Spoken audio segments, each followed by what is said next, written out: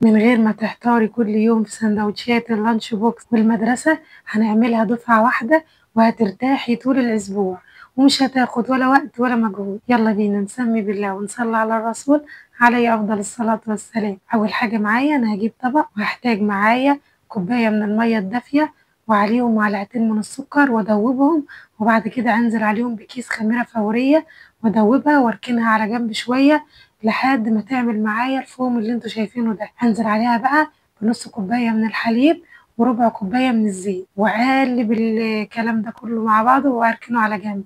هحتاج بقى 4 كوبايات من الدقيق وحبة من الملح، وهحتاج كمان معايا معلقة من البيكنج باودر، وأقلبهم بقى كده في بعض. وبعد كده أنزل بالخليط بتاعي على مرتين وأقلب في العجينة، وبعد كده ألم العجينة بإيدي لحد ما الدقيق يختلط معايا كله في بعضه. هاخده بقى على السطح بتاع المطبخ بتاعي وأنزله، وأحتاج معلقة من الزبدة واحطها معايا على الدقيق على العجينه.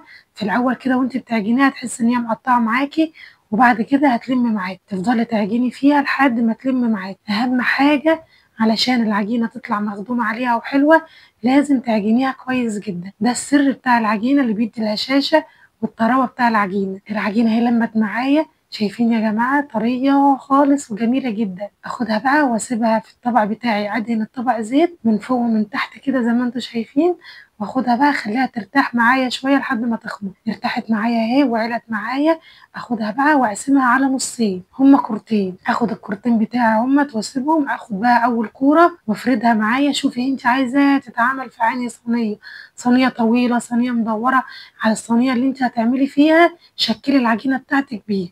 انا الصينيه بتاعتي طويله فشكلتها ان هي تكون مستطيله معايا وطويله زي ما انتم شايفين كده. اجيب بقى الصينيه اللي انا هعمل فيها واقيسها على العجينه لحد ما الاقيها زي العجينه، قد العجينه يعني بالظبط. اخد بقى الصينيه ادهنها زيت، وبعد كده اخد العجينه بتاعتي افردها في الصينيه واحاول ابططها لحد ما توصل معايا لكل الصينيه بتاعتي زي ما انتم شايفين كده، واعمل لها طروف من الجنب. اخد بقى العجينه بتاعتي. العجينه انا هعمل لكم نوعين من السندوتشات علشان العيال ما تزهقش كده واولادنا ما تزهقش، فانا خدت العجينه وهعملها نوعين بنوعين سندوتشات. اول سندوتش هقسم العجينه نصين. اول نص الاولاني هدهن حبه من الكاتشب، وبعد كده كان عندي السوسيس اللي انا عاملاه وفلفل متقطع صغير الوان او اي فلفل عندك، وممكن تعملي باي حشوه انت عايزه تعمليه. ولو عايزه تعمليها كلها بجبنه عادي، عايزه تحطي لانشون، عايزه تعملي بجبنه رومي بس، عايزه تعملي بجبن بس، بفراخ بلحمه، اي حاجه عايزه تعمليها. ما ترتبطيش باللي انا بعمله، انت الحشوه اللي متاحه عندك اعمليها. جبت بقى السوسيس بالفلفل بتاعي حطيته اهو في الطبقه الاولانيه. جبت الطبقه التانية حطيت جبنه كريمي وبسطرمه، وحطيت جبنه رومي زي ما انتم شايفين كده اهوت.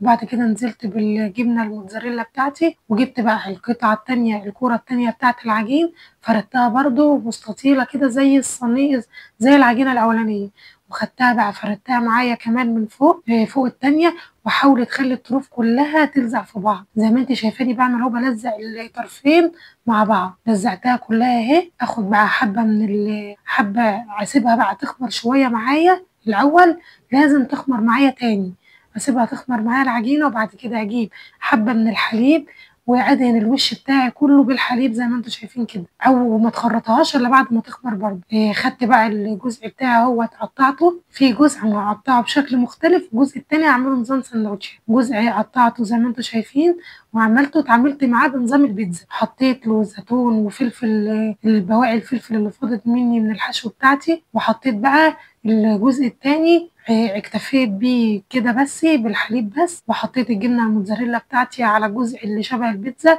والجزء التاني انا قطعته زي ما انتم شايفين كده نصين، وكل نص نص زي ما انتم شايفينه كده. اخدها بقى ادخلها الفرن بتاعي، والله ما بتاخد وقت، خلصت في ثواني وطلعت اهيت وهي سخنه. جبت بقى قطعه من الزبده ودهنتها بيها، وبعد كده سبتها بقى ان هي تبرد شويه معايا. بس انا بصراحه ما استحملتش ان انا اسيبها تبرد قوي، انا قطعتها لكم.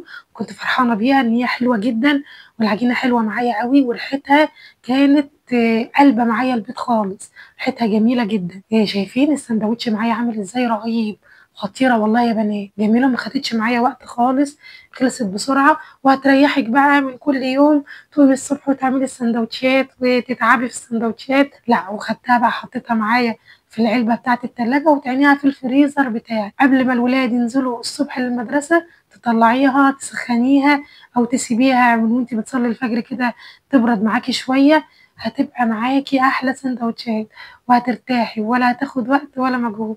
ولو عجبكم الفيديو ما تنسوش لايك وشير واشتراك في القناة عشان يوصلكوا كل جديد وربنا يحسن ما بين ايديكم.